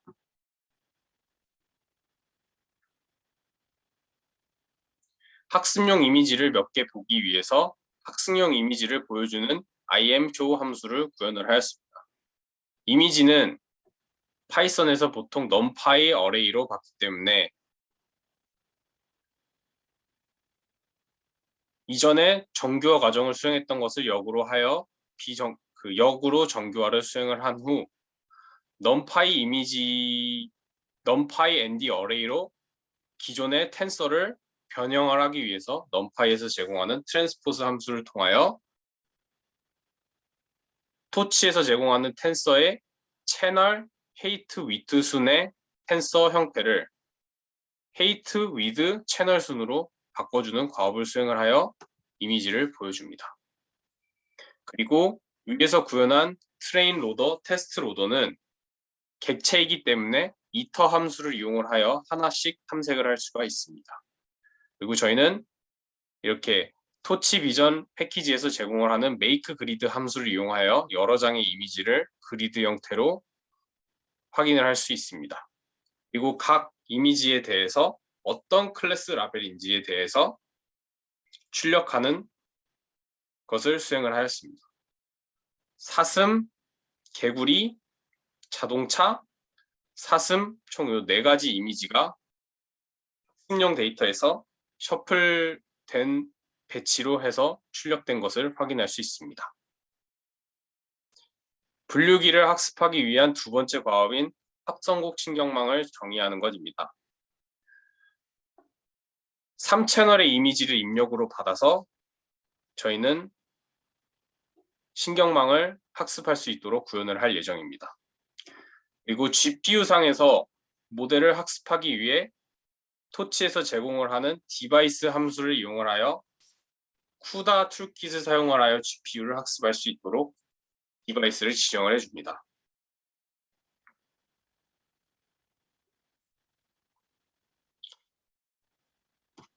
다음은 합성공 신경망 구현입니다. 합성공 신경망 구현은 파이썬에서 배웠던 클래스 객체를 활용을 하여 각 층을 정의를 한 후 그 층을 forward 함수를 통해서 순전파 연산을 수행하는 방향으로 구현을 하도록 만듭니다. 먼저 클래스는 토치의 NN에서 제공을 하는 모듈을 상속받아서 각각의 레이어를 정의를 할 수 있습니다. 먼저 컨볼루션 레이어에 대한 설명입니다. 컨볼루션 레이어는 NN 모듈에서 토치의 NN 모듈에서 제공을 하는 conv2d 함수를 이용을 하여 2차원 이미지에 대해 컨볼루션 연산을 수행을 할 수 있습니다. 인자는 위와 같이 순서대로 입력 채널, 저희는 3채널의 이미지를 입력으로 받기 때문에 3 그리고 아웃풋 채널, 저희가 최종적으로 아웃풋 피처 맵에 채널 값을 이와 같이 지정을 해줘서 수행을 할 수 있습니다. 저는 6으로 지정을 했고요. 그리고 몇 바이 몇 컨볼루션 필터를 이용을 하여 컨볼루션 연산을 수행한 후 학습을 할지를 이와 같이 결정을 해줄 수 있습니다. 저는 5로 지정을 하여 학습을 수행을 하겠습니다. 신경망을 구현한 후 학습을 수행을 하겠습니다. 그 이외에 스트라이드와 패딩 등의 정보를 여러분들이 지정을 하여 여러분들의 신경망을 구현을 할 수 있습니다. 두 번째는 맥스풀 2D 함수입니다. 말 그대로 맥스 2차원 이미지의 2차원으로 맥스풀링을 수행을 하는 과업입니다. 토치 NN에서 제공을 하고 있고 저는 2x2 크기에 대해서 맥스풀링을 수행을 하도록 하겠습니다. 이전 컨볼루션에서 아웃풋으로 나왔던 6채널을 입력으로 받아서 16채널로 아웃풋 피처 맵을 출력을 하도록 두 번째 컨볼루션 레이어를 구현을 하였고 최종적으로 나온 컨볼루션 피처 맵을 크기에 대해서 3개의 풀리 커넥티드 레이어를 통하여 최종적으로 클래시피케이션을 수행을 하도록 구현을 하였습니다. 클래시피케이션 풀리 커넥티드 레이어 또한 학생분들이 원하는 대로 레이어를 쌓아서 밑에서 포워드를 통하여 구현을 할 수 있습니다. 저는 컨볼루션을 먼저 수행을 한 후 그 다음에 비선형 함수인 렐루를 거치고 그 다음에 맥스풀링을 적용하는 순서대로 순전파 연산을 구현을 하였습니다. 그 결과로 먼저 컨볼루션 연산을 수행을 한 후 렐루를 거치고 풀링을 거치는 이와 같은 구조로 구현을 하였고요. 이거를 따로따로 하나로 묶지 않고 나눠서 포워드 연산을 전달을 해 주어도 상관이 없습니다. 예를 들면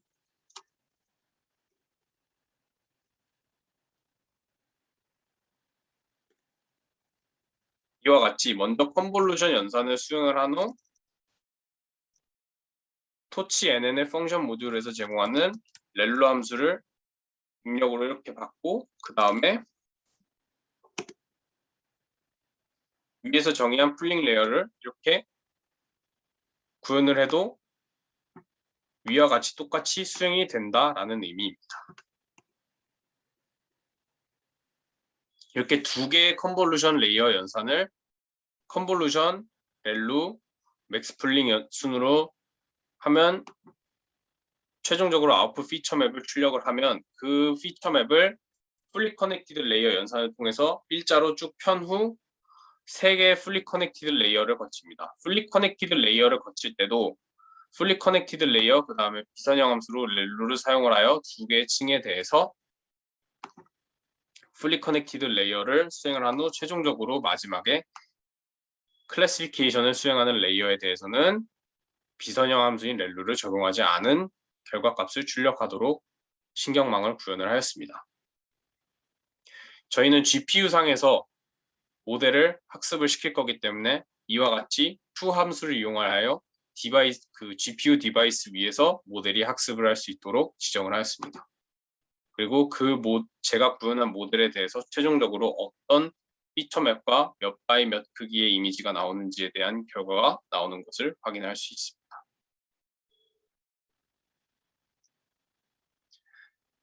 분류기 학습의 세 번째 단계인 손실함수와 옵티마이저, 최적화 기법을 정의하는 것입니다.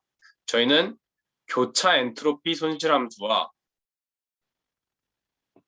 스토캐스틱 그라디언트 디센트를 사용을 하여 옵티마이저와 손실함수를 정의를 할 것입니다.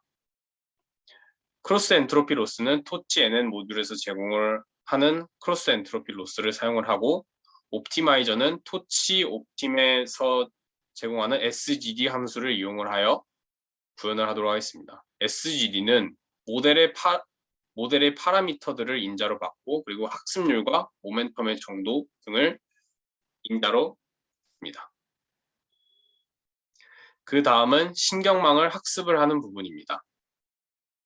원하는 에포크 동안 돌면서 손실값을 정의를 하고 위에서 정의한 트레인 로더를 0번째 인덱스부터 이터레이트를 하면서 각각의 입력 이미지와 클래스 카테고리를 가지고 와서 모델에 올리는 과정입니다.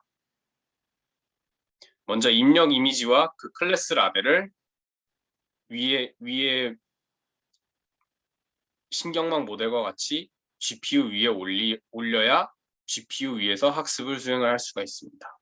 그리고 최적화 기법에 대해서 매개 변수를 0값으로 하기 위해서 제로 그라드 함수를 이용을 하여 버퍼를 0으로 만듭니다.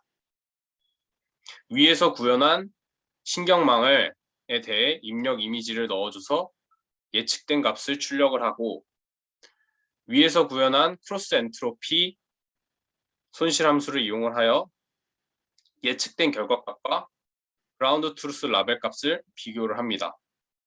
비교를 해서 그 로스 값에 대해서 백워드 함수를 이용을 하여 역전파 연산을 수행을 합니다. 그리고 그 역전파 연산을 수행한 것에 대해 옵티마이저의 스텝 함수를 이용을 하여 매개 변수를 갱신합니다. 그리고 저희는 매 로스 값이 나온 것에 대해 총 로스를 총 배지에 대해서 로스 값을 구하기 위해 로스 텐서의 아이템 함수를 이용을 하여 그 로스 값을 인트형으로 받아서 계속 더해줍니다. 그리고 그 로스 값을 매 2000번째 이미지마다 출력을 할 수 있도록 출력 값을 조정을 하였습니다.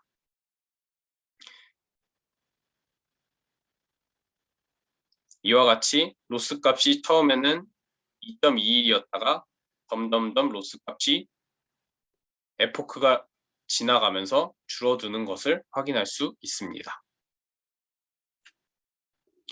위에서 구현한 신경망의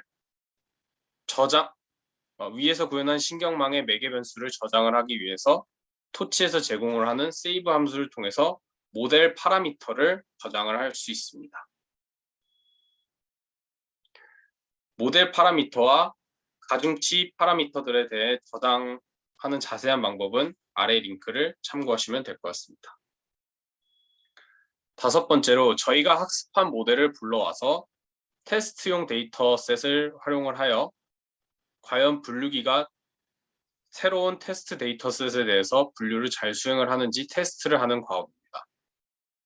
위에서 이미지를 확인을 하기 위해 똑같이 토치 유틸스의 make grid 함수를 이용을 하여 테스트 이미지에 대해서 각각의 클래스 카테고리와 이미지들을 출력을 해봅니다.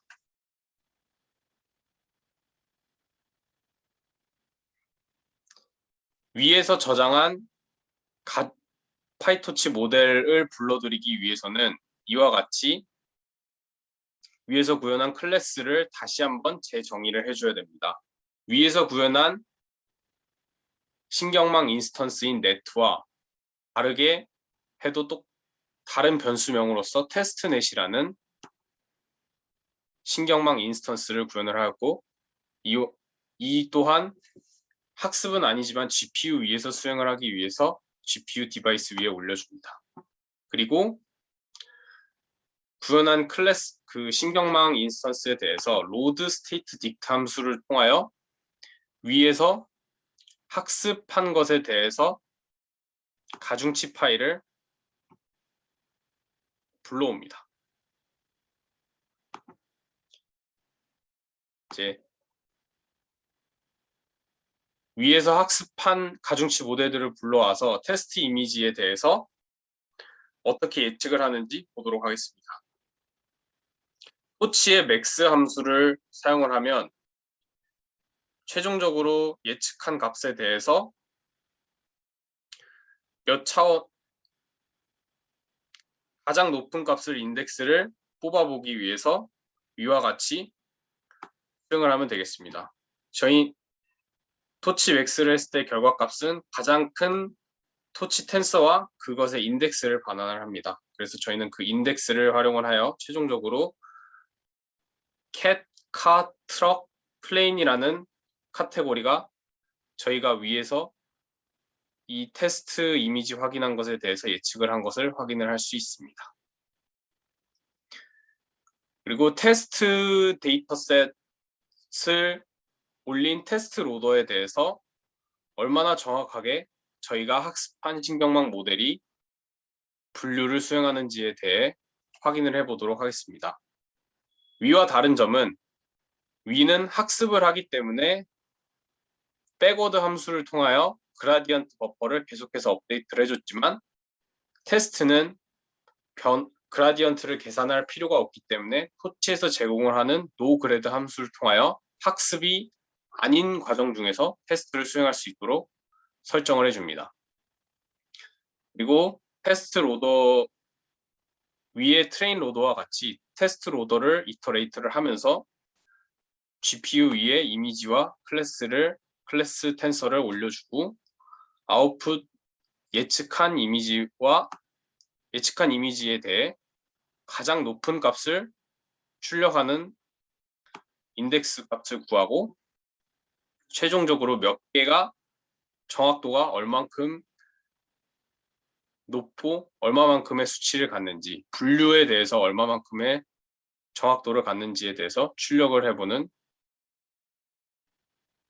함수를 구현을 하였습니다.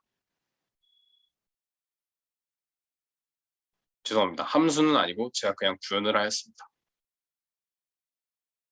그리고 총 사이퍼10의 10개의 부류에 대해 몇 퍼센트로 분류기를 예측을 하는지를 최종적으로 출력을 해보았습니다.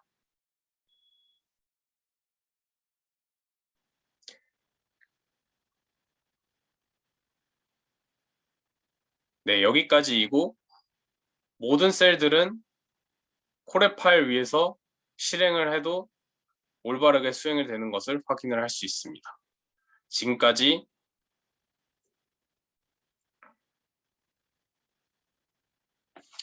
분류기 학습을 강의한 이재빈입니다. 감사합니다. 안녕하세요. 저는 윤성민 교수님 랩실에서 석사과정으로 공부하고 있는 이윤재입니다. 저는 오토인코더에 대한 부분을 간단하게 소개하고 실습해 보겠습니다. 코드를 따라 나가면서 이제 천천히 설명해 보겠습니다. 우선 실습에 필요한 라이브러리로 파이토치를 사용합니다.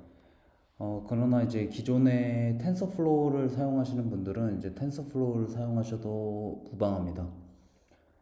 그리고 파이토치 외에 이제 넘파이나 이제 시각화를 위해서 매트플롯 라이브러리 등등 이제 여러 라이브러리를 임포트 하겠습니다.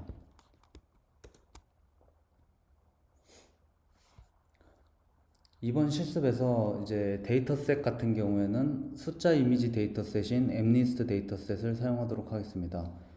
엠니스트 데이터는 구체적으로 0부터 9까지의 숫자로 구성되어 있는 데이터셋이고 이를 각 숫자로 분류하는 것이 목적인 데이터셋입니다. 만약에 다른 데이터로 테스트 해보고 싶으시면 이제 코드상에 이 부분에 이제 주석 처리되어 있는 이 부분을 사용해서 패션 엠니스트 데이터셋을 사용할 수 있습니다. 패션 엠니스트는 옷, 신발, 그리고 드레스, 그리고 바지 이렇게 등등 이제 패션에 관련된 데이터들이 주를 이루고 있는 데이터셋입니다. 이렇게 이제 패션 엠니스트나 엠니스트처럼 파이토치하고 텐서플로우 같은 경우에 이제 유명한 데이터셋들은 이제 미리 함수처럼 만들어 놔서 편리하게 이용할 수 있도록 해놨습니다. 여기 다음과 같은 모듈을 이제 작동시키게 되면 엠니스트의 트레인 테스트 데이터셋을 다운로드 받을 수 있습니다. 여기서 트레인과 테스트는 이제 각 목적에 맞게 트레인하고 테스트하고 이렇게 할 수 있도록 데이터를 나누는 것을 말합니다. 트레인 데이터셋을 받을 때 다음과 같이 여기 이 부분 같이 인자를 넘겨주면 되고 테스트 데이터셋을 받을 때는 다음과 같이 인자를 넘겨주면 테스트 데이터셋을 받을 수 있습니다.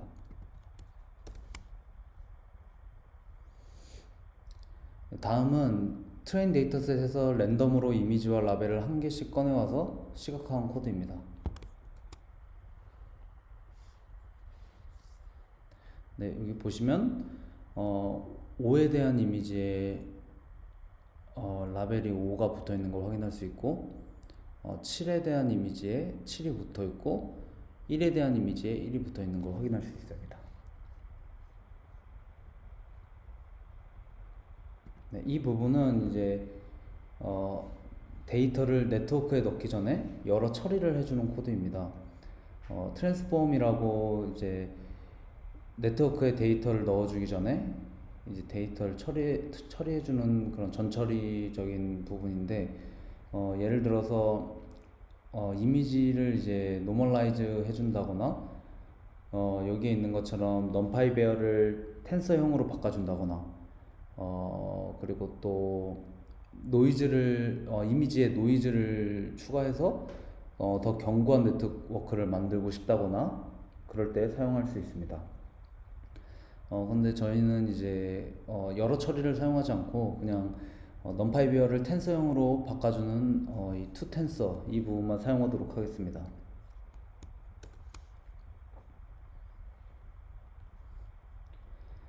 네, 다음은 트레인 데이터셋을 밸리데이션 데이터와 트레인 데이터로 나누어주는 작업을 하는 코드입니다. 그리고 아래 부분에서는 이제 데이터를 이제 효과적으로 불러올 수 있도록 데이터 로더를 설정해주는 부분까지 적혀 있는 코드입니다. 우선 트레인 데이터셋을 가지고 20대 80 비율로 이제 트레인 셋, 밸리데이션 셋으로 나눠주도록 하겠습니다. 그리고 배치 사이즈는 256으로 지정해 줬습니다. 여기서 배치 사이즈는 이제 한 이터레이션에 전체 데이터 중 몇 장의 이미지를 사용해서 학습시킬지에 대한 이제 하이퍼 파라미터입니다. 그리고 이제 앞서서 데이터를 이제 특정 변수에 저장을 해뒀는데 이제 학습할 때마다 이미지를 배치 사이즈만큼 나눠서 이미지를 네트워크에 줘야 되는데 이에 대한 관리를 더 쉽게 해주는 이제 데이터 로더를 이쪽 부분에 선언해 주도록 하겠습니다. 트레인, 밸리데이션, 테스트에 대해서 이제 각각 데이터 로더를 선언해 주겠습니다. 네, 여기서는 일단 네트워크로 들어가기 전에 오토인코더에 대해서 간략하게 설명드리고 이제 뒷부분에서 실습을 들어가도록 하겠습니다. 이제 우선 오토인코더는 비지도 학습 방식을 사용합니다. 여기서 이제 병목 구조 형상을 이제 이용해서 이미지라는 매우 고차원의 데이터를 작은 차원의 피처로 압축을 하게 됩니다. 이를 통해서는 이제 여러 개의 중요한 피처들이 나오게 되는데 이 피처들을 학습하는 것을 목적으로 합니다. 이제 요 부분에서 나오는 여러 중요 피처들을 만들었으면 이제 이 부분에서 만든 피처를 통해서 다시 원본 이미지로 재복원해내는 방식으로 네트워크가 동작하게 됩니다. 오토인코더에서 가장 핵심이라고 할 수 있는 부분은 여기서 보이시는 이 주요 피처, 이 부분을 잘 추출해내야 되는 그런 목적이 있습니다. 이제 원본 데이터를 다시 복원하는 이런 이상한 작업 같은 걸 하는 이유는 이제 데이터를 저차원의 공간으로 인코딩을 하면 데이터에 대한 특징들이 생기게 되고 이 학습된 특징을 통해서 원본 데이터와 비슷하게 재복원함으로써 특징들을 더 잘 추출할 수 있도록 하는 것입니다. 따라서 이제 원본을 다시 복원하는 작업을 하게 됩니다. 오토인코더는 다음과 같이 이제 인코더 부분과 디코더 부분으로 이루어져 있습니다. 이 부분에 대해서는 이제 뒷부분에서 실습을 하도록 하겠습니다.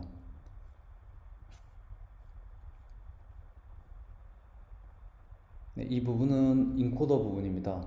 이제 인코더에서 이제 주요 피처를 만드는 작업을 해줄 것입니다. 이제 엠니스트 데이터는 높이 28에 너비 28 그리고 한 개의 채널을 가지는 데이터입니다. 이 데이터는 이제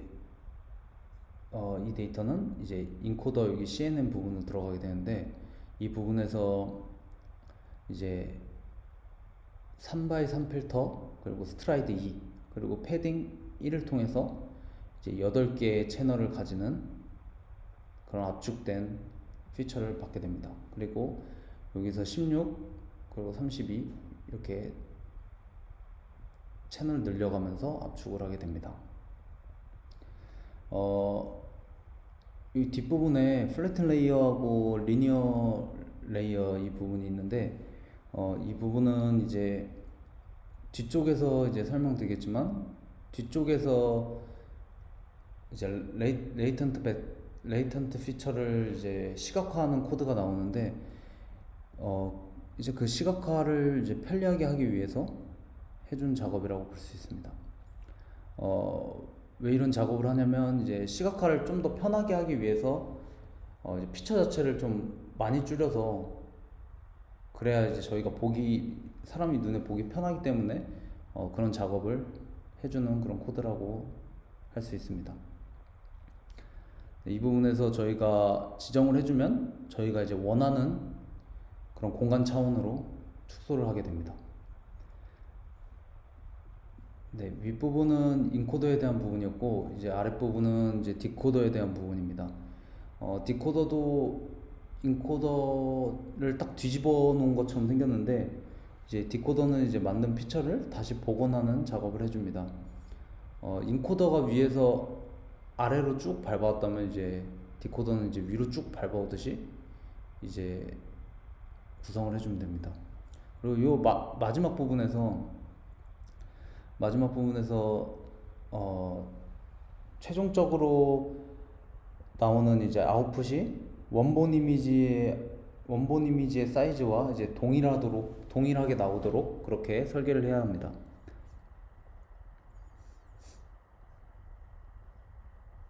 네, 이 코드를 통해서 이거 실행을 하고 가겠습니다.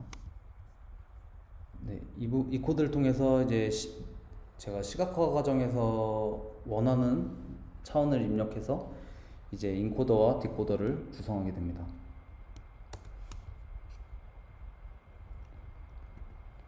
네, 이 코드 같은 경우에는 인코딩, 디코딩 과정에서 이제 내가 원하는 사이즈로 잘 통과되고 있는지 확인해 보도록 만든 코드입니다.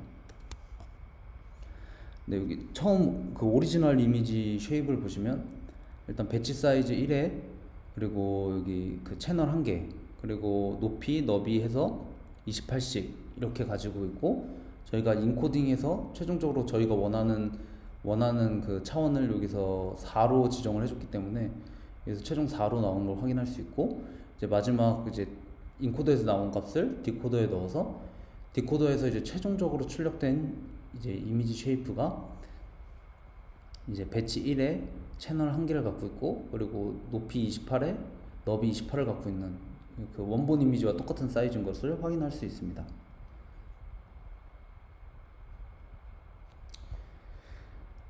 네, 다음은 이제 로스하고 러닝 레이트 그리고 옵티마이저 등을 이제 설정해주는 코드인데 여기서 보이시는 그 로스 같은 경우에는 이제 저희가 하는 게 리그레이션 프로블럼과 유사하기 때문에 리그레이션에 적합한 이제 로스인 MSE 로스를 사용했습니다.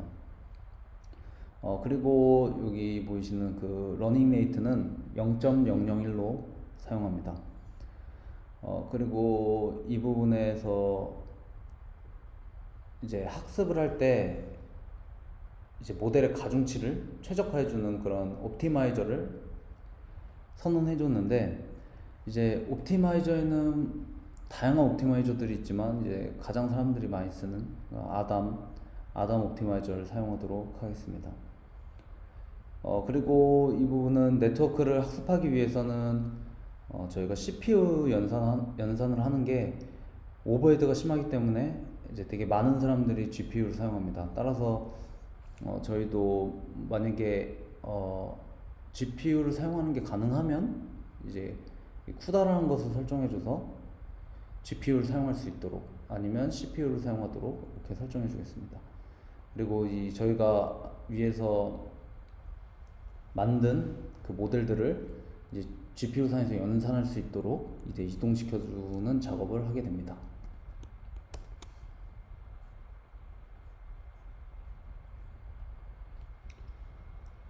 네, 여기서 그 트레인 관련된 그런 함수를 정해줬는데 그 저희가 그 포문을 통해서 막 트레인하고 이런 게 섞여 있으면 좀 보기 불편할까봐 일부러 이렇게 함수로 만들어서 사용하도록 하겠습니다.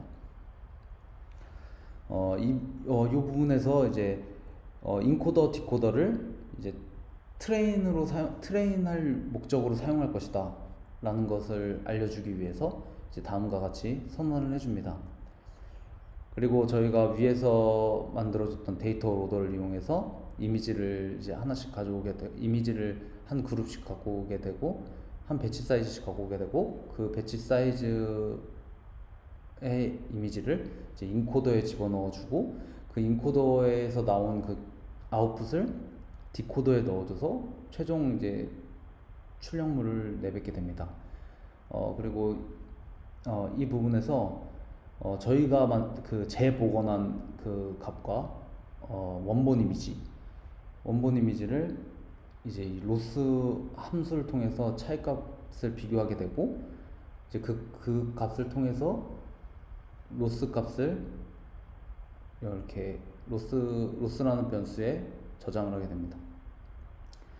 그리고 다음 이 부분은 이제 그 저희가 옵티마이저에 이제 그레디언트 값을 초기화시키게 되는데 이 작업을 해주지 않으면 옵티마이저가 계속 누적돼서 그 정상적으로 학습되기가 어렵습니다. 그래서 그레디언트를 초기화해주는 작업을 해주고 그 다음에 여기 로스 백워드 이 부분을 통해서 이제 백프로파게이션이라고 이제 에포크나 이터레이션이 진행될 때 로스를 통해서 이제 그레디언트를 주게 되는데, 이제 그 부분을 진행하고, 그다음에 여기 옵티마이저 스텝을 통해서 모델이 가지고 있는 가중치를 이제 로스 값을 통해서 이제 저희가 구한 그레디언트 값을 통해서 이제 갱신해 주게 됩니다.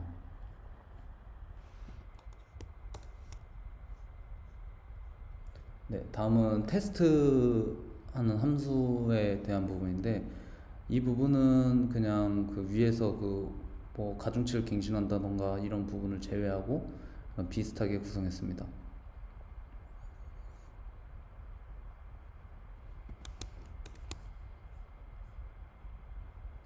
네, 이 부분은 이제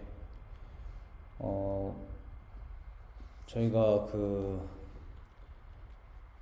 원본 이미지하고 그 재복원된 이미지 그 두 개를 이제 비교하기 위해서 이제 이미지 이제 시각화한 코드인데, 이 코드는 일단은 중요한 것 같지 않으니까 일단 넘어가고, 이 부분은 이제 본격적으로 학습을 시키는 부분입니다. 근데 이 부분이 시간이 좀 걸려서 일단 돌려놓고, 네, 그 학습 데이터를 이제 에포크만큼 학습시키게 되는데, 이제 저는 이제 30 에포크만큼만 돌리도록 했습니다. 네, 여기 보이시는 것처럼 그 오리지널 이미지와 그 재복원된 이미지, 맨 처음에는 그렇게 잘 복원되지 않은 것을 확인할 수 있습니다. 그리고 점점 시간이 지나면서 더 잘 복원하는 모습을 볼 수 있습니다. 그리고 여기 로스 부분을 보시면은 로스 부분이 이렇게 점점 줄어들어야 정상적으로 잘 학습되고 있다는 것을 확인할 수 있습니다.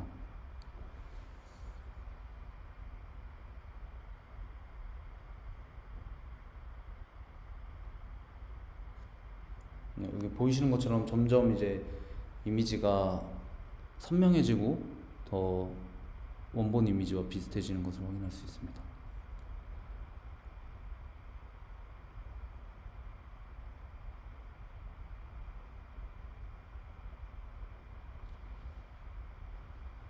네, 학습에 시간이 좀 걸리기 때문에 잠시 끊고 다 되면 약간 이어서 다시 동영상을 찍도록 하겠습니다. 네, 이제 학습이 완료되어서 다시 동영상을 찍도록 하겠습니다. 네, 저희가 아까 봤듯이 이 점점 더 복원을 잘하는 모습을 보여주고 있고, 그리고 또 그 로스로 확인해 봤을 때도 점점 줄어드는 모습을 확인할 수 있습니다. 여기 뒷부분으로 가면 로스가 이제 점점 제자리에서 맴돌게 되는 현상을 확인할 수 있습니다. 네, 다음은 저희가 이제 학습하면서 저장해놨던 로스를 이제 그래프로 나타내서 한번 확인해 보도록 하겠습니다. 네, 여기 그래프에서 보듯이 그 처음 이제 초기의 에포크에서는 이제 로스의 감소가 가파른 것을 확인할 수 있고, 뒤로 갈수록 이제 점점 감소세가 약간 무뎌지는 것을 확인할 수 있습니다. 네, 저희 네트워크가 이제 구할 수 있는 이제 최종적인 로스로 다가가는 것을 확인할 수 있습니다. 네, 다음 이 코드는 저희가 만든 레이턴트 피처가 이제 4차원의 피처로 저희가 위에서 만들었습니다. 그러니까 저희가 시각화를 좀 더 편리하게 하고 좀 더 잘 보게 하기 위해서 그렇게 레이턴트 피처를 만들었는데, 저희가 위에서 4로 지정을 해줬기 때문에 4차원의 피처로 만들어졌고, 이제 이 코드에서는 인코더를 통해서 4차원의 피처를 만들고, 그리고 디코더로 보내는 것이 아니라 이제 무작위로 저희가 랜덤하게 4차원의 피처를 이제 만들어서 그 만든 피처를 디코더로 보내서 한번 확인해 보는 코드입니다. 네, 실행을 시키면 다음과 같이 결과가 나오게 되고, 여기서 보이시는 7도 나오고 1도 나오고 9도 나오고 0도 나오고 6도 나오는 것을 확인할 수 있습니다. 네,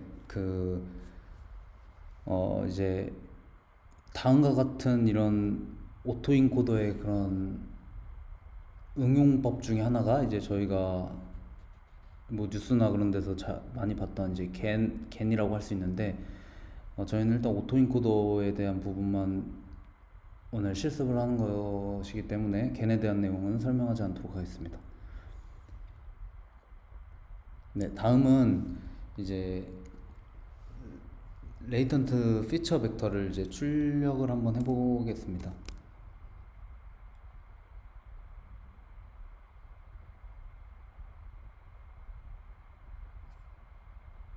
여기서 보이시는 것처럼 계속 이미지를 집어넣고 그 이미지를 인코딩한 이제 결과를 네, 이렇게 출력을 해봤고, 여기서 보이시는 것처럼 그 4차원의 피처가 나오는 것을 확인할 수 있습니다. 이 부분에서 이제 두 가지만 추출해서 저희가 X축, Y축으로 해서 스캐터로 뿌려보도록 하겠습니다. 네, 이렇게 뿌려지게 되는데, 여기 보시면 그 이제 같은 라벨끼리 이렇게 뭉쳐지도록 이렇게 피처가 학습된 것을 확인할 수 있습니다.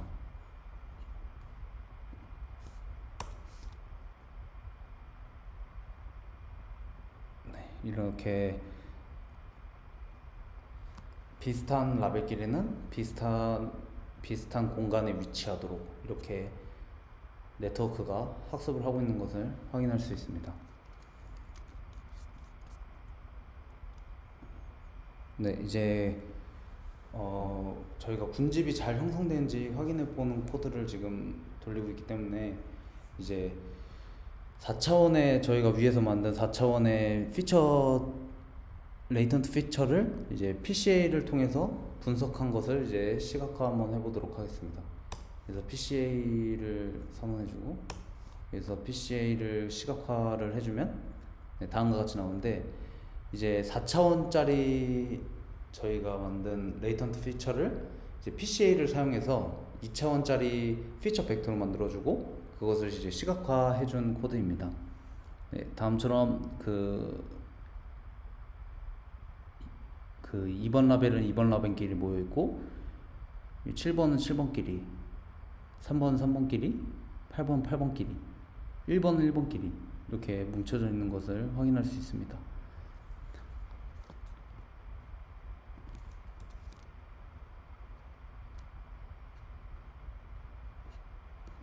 네, 그리고 또 그 TSNE 지표를 사용해서 이제 시각한 결과에 대한 코드입니다. 이제 TSNE는 이제 비선형적으로 차원을 줄이다 보니까 저희가 이제 눈으로 확인할 때 조금 더 명료하게 확인할 수 있습니다.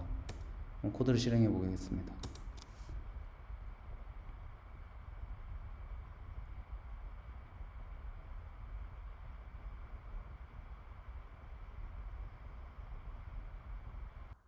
네, 시간이 생각보다 오래 걸려서 네, 다시 실행 완료하고 다시 동영상 찍도록 하겠습니다. 네, 저희가 위에서 PCA에 대한 부분을 했고, 이제 TSNE에 대한 코드를 실행시킨 결과를 보여드리겠습니다. 네, 이처럼 위에서 PCA에서 한 것보다 비선형적으로 차원을 줄였기 때문에 저희가 더 명확하게 이제 모여 있는 것을 확인할 수 있습니다. 네, 2는 2끼리 모여 있고, 1은 1끼리 모여 있고, 8은 8끼리 모여 있고, 다음과 같이 분석을 해서 확인을 해볼 수 있습니다. 네, 아래도 마찬가지처럼 각각의 라벨끼리 뭉쳐 있는 것을 확인할 수 있습니다. 네, 이상 오토 인코더에 대한 설명하고 실습을 마치도록 하겠습니다. 감사합니다.